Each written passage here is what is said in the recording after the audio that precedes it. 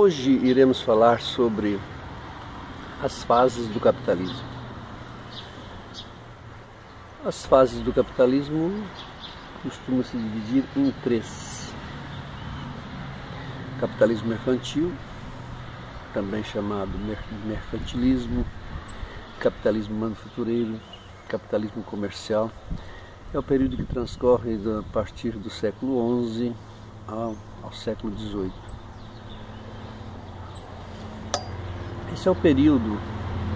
Esse primeiro período, essa primeira fase do capitalismo é a fase de transição, de passagem do feudalismo, do sistema feudal que existia na Europa ocidental entre 476 e 1453, de acordo com a divisão tradicional, e que dura e que consiste em certas características políticas, econômicas e sociais. Do ponto de vista econômico, uma economia de subsistência, uma economia de trocas, com a retração que houve do comércio, das trocas mercantis em função das invasões dos povos nômades. No plano político, a formação de uma sociedade dividida em classes ou estamentos: o clero, a nobreza e os servos. E do ponto de vista cultural, uma educação, um pensamento, a ciência influenciada pela Igreja Católica Apostólica Romana. Bom, a partir do século XI, em função do desenvolvimento mercantil, principalmente depois das cruzadas, inicia-se uma nova fase.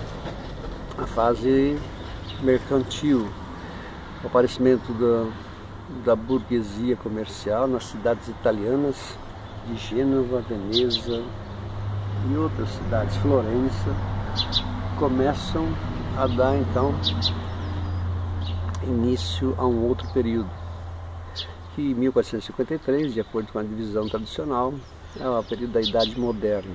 Então, entre a Idade Média e a Idade Moderna, nós temos então esses acontecimentos econômicos que vão levar, né, ao surgimento do capitalismo mercantil. Dentro deste período, nós temos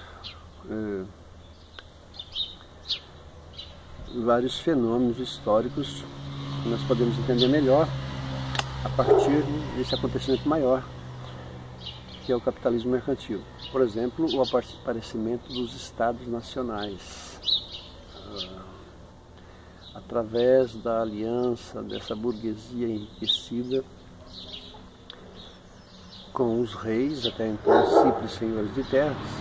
Nós temos o fortalecimento do poder real, que vai resultar na forma de governo das monarquias absolutas, do absolutismo.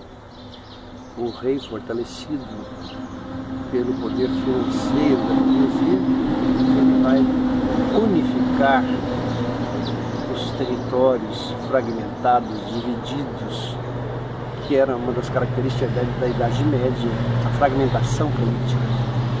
Ele vai unificar e vai dar início então à formação dos estados nacionais, unificando esses territórios, unificando pesos, medidas, moedas, a própria língua. Nós vamos ter então aí o aparecimento dos chamados estados nacionais, ou seja, os países, as nações tais quais nós as conhecemos hoje em dia. Esse fenômeno começa a aparecer principalmente a partir de Portugal, a dinastia de Avis. Na Espanha nós teremos aí, através do casamento de Fernando e Isabel, nós teremos de Castela e Aragão, dos reinos de Castela e Aragão, nós teremos a formação da Espanha. Os dois reinos unidos vão unir forças para expulsar os mouros os muçulmanos que tinham ocupado a Península Ibérica a partir do século IX, dando origem, portanto, à formação da Espanha. Em função disso, do fortalecimento dessas economias centralizadas pelo poder do absolutismo monárquico, nós teremos então o desenvolvimento do comércio interno. Isso vai resultar em condições para o investimento nas chamadas grandes navegações. Essas regiões unificadas pelo poder econômico da burguesia, pelo absolutismo monárquico, vai permitir a essas nações se envolverem, investirem nas grandes navegações. Então as monarquias absolutas resultam desse processo de união, né, dessas burguesias fortalecidas pelo comércio com os reis, até então simples senhores de terra, e a partir de então, com esse financiamento, podem contratar mercenários e impor o seu poder sobre esses senhores de terras. Em função disso, também nós temos aí um fenômeno interessante nessa fase de transição, que é no plano cultural. A partir das cidades italianas, já que o capitalismo se inicia a partir dessas cidades. Nós teremos então a própria classificação da arte, ela se dá a partir de palavras italianas, o Trecento, a partir de 1300, o Quattrocento, o Cinquecento.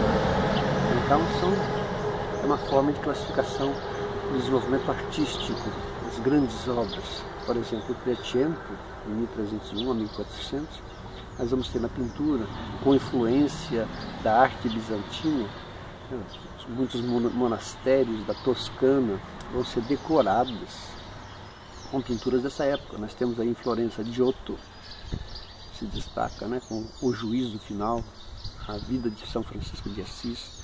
Temos na literatura Boccaccio, com o Decameron, é uma expressão literária da época. Temos aí, né, no período dos Médici, em Florença, né, Dante Alighieri, também a Divina Comédia, o Petrarca, né, o humanista Petrarca. São todos elementos importantes, né, do desenvolvimento cultural e artístico desse período.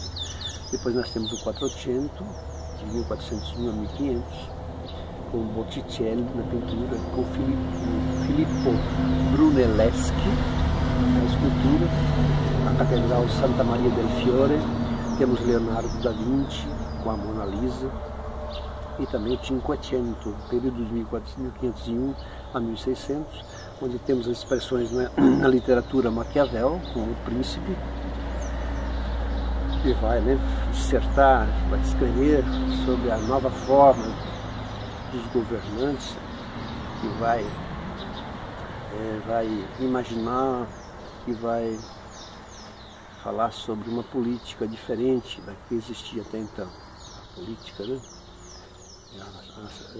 A famosa frase, o fim justifica os meios, de Maquiavel.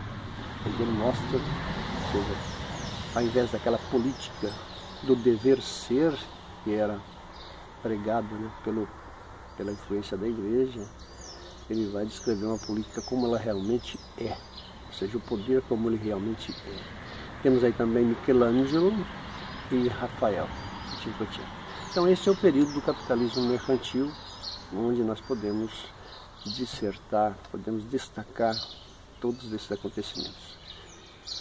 Ok? Na próxima aula falaremos sobre o capitalismo industrial, a partir de 1750, na Inglaterra.